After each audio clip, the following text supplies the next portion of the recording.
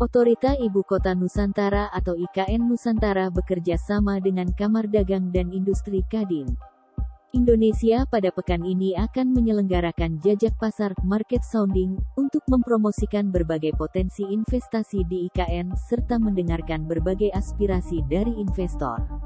Dilansir dari Kontan, acara ini juga merupakan kelanjutan dari acara sosialisasi peluang investasi di IKN pada tanggal 22 Agustus tahun 2022 yang juga dilakukan OIKN bersama Kadin Indonesia. Sekadar informasi, pada acara pre-market sounding tersebut dihadiri sekitar 250 pelaku usaha.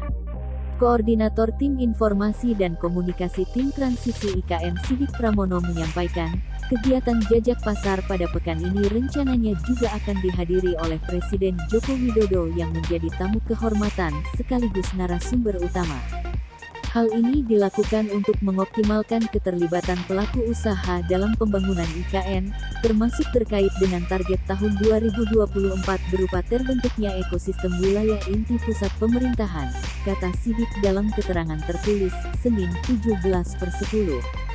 Sidik menyebut, pembangunan IKN akan membuka peluang usaha yang sangat luas, mulai dari sektor kelautan dan perikanan, pertanian, energi, perdagangan, kesehatan, pendidikan dan kebudayaan, pariwisata hingga sektor-sektor lain yang telah direncanakan sebagaimana termuat di dalam rencana induk IKN Nusantara.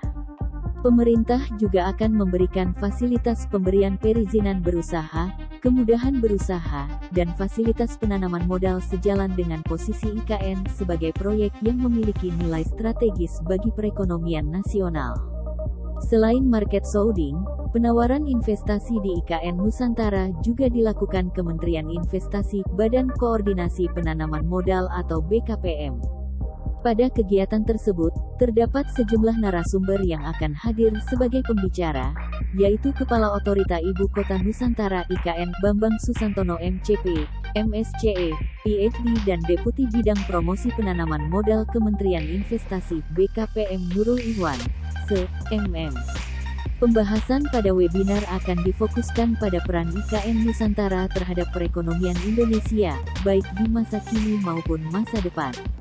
Untuk diketahui, pembangunan Ibu Kota Nusantara diprediksi dapat menciptakan lapangan pekerjaan untuk sekitar 500.000 orang hingga 2024, terutama di sektor infrastruktur.